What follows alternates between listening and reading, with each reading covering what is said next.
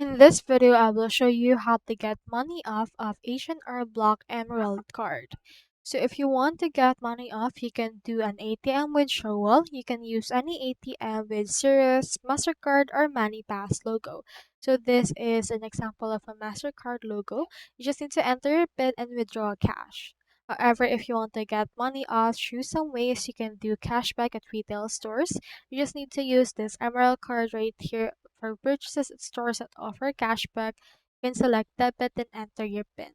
Alternatively, you can also log in into your Emerald account. So you just head over and click onto the sign in option right here. And then from in there, you can head over and then see in here this detail that will allow you to sign in or log in into your Emerald account.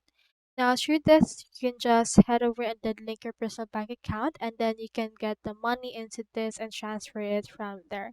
You can also get over the counter withdrawal as well as check issuance as well.